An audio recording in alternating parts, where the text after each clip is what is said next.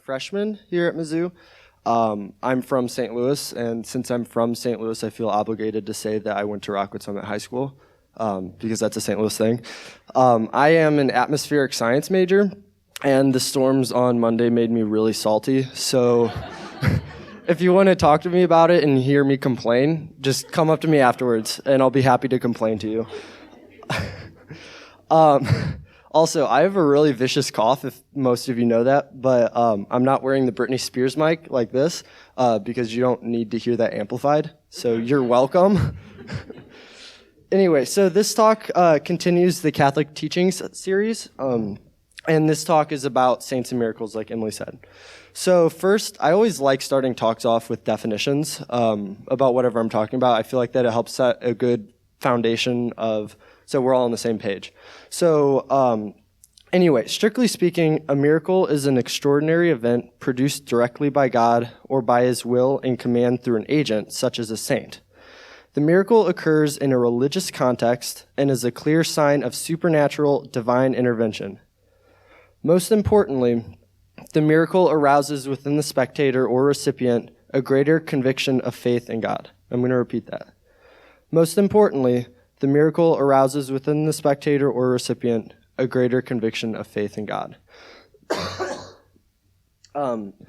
Also, another thing, sacraments are not technically miracles because miracles are apparent to the senses. So, like the Eucharist is Jesus, but you can't see Jesus. You see bread, you taste bread, even though it is Jesus. It's not a miracle because you just can't see it or you can't taste it or whatever. So yeah, miracles are just really, that I'm going to be talking about, are really strict, definition. It's not super miraculous, like Cardinals winning Game 6 of the 2011 World Series. That was a miracle. Sort of. That's not a miracle that I'm talking about tonight, but I think it's personally a miracle. Anyway, so the primary goal of a miracle is the glory of God and the good of mankind.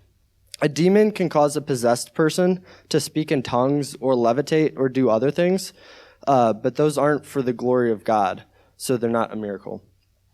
Miracles are meant to be visible signs of God's power and be proof that God does exist and is in this world. Jesus used miracles to prove that he was who he said he was. Without miracles, we would be stupid to believe that some random Jewish guy when he said that he was God. But as it is, we're not stupid for believing some random Jewish guy when he said he was God because he performed a ton of miracles. I also like to think that if YouTube existed 2,000 years ago, and if there were trick shot videos on YouTube, that Jesus would have the best trick shot video. And the reason why is that he said that he would be tortured to the brink of death, then he would be brutally murdered while all of his friends ran away, and then he would be raised from the dead. Is that not what happened? So, how do miracles relate to saints? First, what is a saint? So there's two different definitions for what a saint is. There's a saint with a little s in front of it, lowercase s, and then there's a saint with an uppercase s, a big S. So a lowercase s, a small s saint, is a person who is in heaven but has not been declared a saint by the Catholic Church. So if your grandpa is in heaven right now or something, your grandpa would be a saint, a little s saint. A big S saint is someone who is also in heaven, but the church is infallibly declared is in heaven. So like St. John Paul II. It's also important to note that the church doesn't make someone go to heaven. It's not like some holy guy like Jose or something. When you die, it's not like the church is like, oh, Jose's a saint now because we made him so. God makes people saints and brings them to heaven.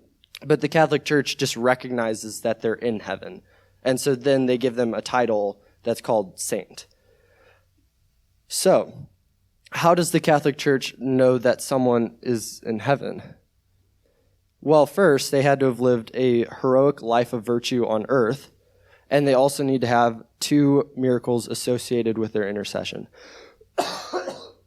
So that means intercession is like when they're in heaven, like if they were in heaven or something, they could pray for us on earth. Like if we prayed like, hey, St. Anthony, can you help me out or whatever, like finding my car keys. And then St. Anthony like finds your car keys or whatever. But more dramatic than just St. Anthony providing a favor to all of us many times in our lives.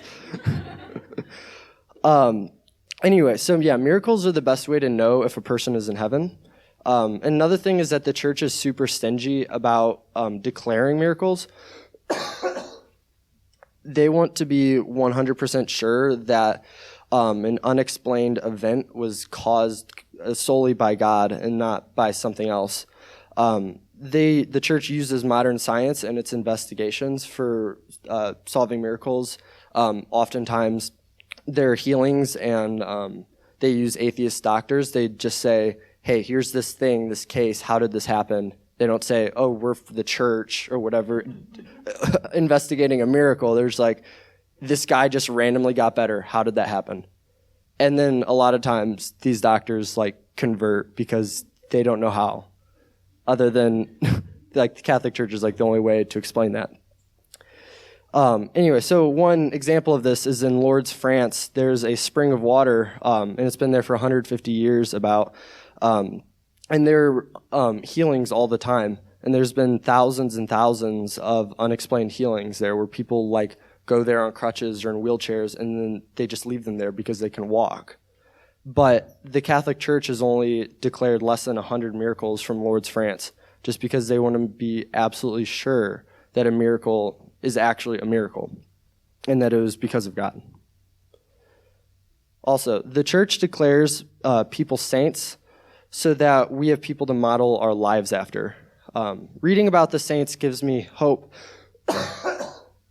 that it is possible to live a life of virtue, no matter what my circumstances are or what I have done in the past.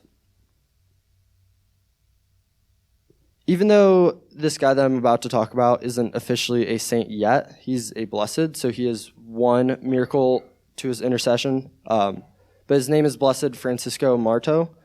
He's been dead about 100 years now. He's held up as a great example of what it means to be a Catholic and how to live out your life on earth. He was a really typical boy when he was like 8, 9, 10. He liked to play games outside and cause mischief. But he also loved God very much and those around him as well. He prayed the rosary every day, super holy, right? But then he would just say, Our Father, Hail Mary, Hail Mary, Hail Mary, Hail Mary, Hail Mary, glory be, rinse and repeat, so that he would have more time to play. Anyway, so he's important because he was one of the 3 children in Fatima, Portugal that Mary appeared to 6 times during the summer of 1917. So there were him, his sister, and his cousin. Mary appeared to them once a month. And so they all saw Mary, they all felt Mary, but Francisco was the only one who couldn't hear what Mary was saying. The other 2 girls could hear what Mary was saying, but Francisco, he could not hear. And so I don't know about you, but that'd be kind of distressing. Like, it's like, wow, this is so cool. You guys are doing this awesome thing, having this great experience. But it's like, what'd she say? What'd she say? And so the girls were so overcome, and they were like 9 years old, 11 years old, that they couldn't like talk for like a day because they were so overwhelmed. And so he was just sitting there like feeling, he's being left hanging. He's like, what's going on? So yeah, so I think that would be hard, and he took it like a champ. Anyway, though, after the apparitions ended, he skipped school as much as possible so that he could pray and offer reparation for sinners. And Mary said to his siblings, or his sister and his cousin, that he would die shortly. And in 1919, he actually died of influenza. So this is less than 2 years later when he was like 11. Despite his strong faith, though, the apparitions of Mary completely changed Francisco. Afterwards, he only cared about loving Jesus and Mary as a 10-year-old. This little boy gives us an example of what it looks like to totally live out our faith on earth and to be homesick for our true home. Let us be more like Blessed Francisco. Unlike Blessed Francisco, who needs one more miracle to be officially canonized a big S saint by the Catholic Church, St. Padre Pio has been declared a saint because of many miracles that he performed on earth as well as since his death in 1968. He healed a lot of people, both spiritually and physically. And I'm about to tell the story of one of what I thought was a pretty powerful healing. So in 1949, in Italy, this is where he was from, a construction worker was in a dynamite accident and he lost his eye. Like, it was totally gone. His other eye was pretty much just blown up too. So like he couldn't see. He was wrecked. His face was. And he went to the hospital, obviously. They bandaged him up and stuff, and he wasn't going to be able to see again the rest of his life. He was in there a couple days when he randomly just smelled like this beautiful smell. And he was like, "Who is that?" Well, he knew who it was, but he couldn't see who it was, and he didn't like hear anybody in the room. But he knew that smell because Padre Pio had this thing called the odor of sanctity around him, which is apparently this beautiful smell. I don't know what it smells like, but it sounds awesome. But this guy knew that smell, and so he's like, "Wow, that is Padre Pio that's around me somehow." Anyway, so he told the surgeon that Padre Pio visited him. And he's like, "Okay, whatever." And then a week later, he felt a slap on his face, on the right side of his face, which is where he didn't have an eye anymore. And he again smelled that beautiful aroma. After this, like, I don't know if it was that same day or the next day or whatever, the doctor unbandaged him. And this guy was an atheist, by the way, the doctor. And he was shocked when the guy's face was completely healed and he had 2 working eyes and he could see again. And yeah, the ophthalmologist, he was in shock because there was 2 eyes there. There were not 2 eyes there before.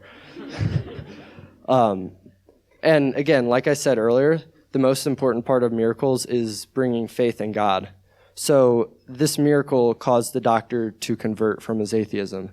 That's the true miracle. Like, having your eyes replaced, basically, and being able to see again, like, that's awesome. Like, that's really cool.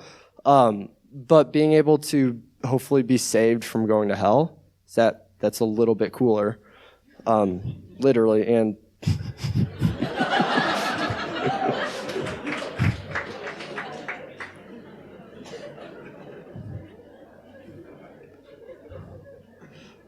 anyway, the most important part of this miracle, though, was the increase in faith of the doctor. Again, miracles are important because they point towards God and increases our faith. The physical healing of this man reached the doctor in a way that other things probably couldn't. And God knew this, and he probably performed it on purpose through Padre Pio. God doesn't force faith on us, but if we're open to it, he will gladly increase our faith. And miracles are a big way that he does that. One of the most obvious signs that the Catholic faith is true is Eucharistic miracles, where the consecrated host and wine literally turn into real human flesh and blood. The Catholic Church teaches that the Eucharist is actually Jesus, but we still only see a piece of bread, and we only taste bread, we only taste wine, but it's actually Jesus, right? But in Eucharistic miracles, it's literally you see a piece of flesh, and it starts bleeding. And I'm going to talk about 2 of them. One was a long time ago, and one was fairly recently. About half of you were alive during it. Anyway, so the first one was in Lanciano, Italy, in the 700s AD. It, I believe, is the first Eucharistic miracle of the church. So there's a priest that was celebrating Mass, but had serious doubts about the doctrine of transubstantiation, which is that Jesus' body, blood, soul, and divinity are truly present in the Eucharist. So anyway, during the concentration, I need some concentration. During the consecration, the bread in his hand turned into actual human flesh, and the wine turned into actual blood, which coagulated into 5 different globules of different sizes, but they all weighed the same, even though they were different sizes, which I thought was pretty cool. Anyway, so in 1970 and 1981, there were 2 different scientific studies done on these, on all this stuff. And here's some of what they found. So the flesh, which was yellow-brown in color, has the structure of the myocardium, which is the heart wall, and the endocardium, which is a membrane of tissue lining all the cardiac cavities. These have the same appearance as in the human heart.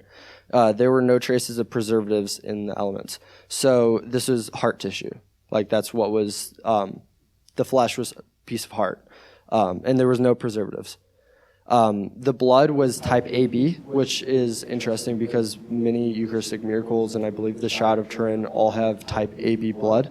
So it's cool. And the makeup of the blood was normal, fresh human blood, which is important because normally blood deteriorates rapidly when taken from a body, but this blood was 1,200 years old and had just been sitting out for hundreds and hundreds of years, and it was fresh. Anyway, also, both of the doctors, 11 years apart, they both concluded that only the skill of a trained pathologist could have obtained a sample with the type of cuts in it that the flesh sample that they had. So it was like in this way that it was cut from the from the host or whatever. That it just when it became flesh from the host, like it was cut in such a way that like just Jesus cut it or whatever, I don't know, that it was skillfully done is basically the point.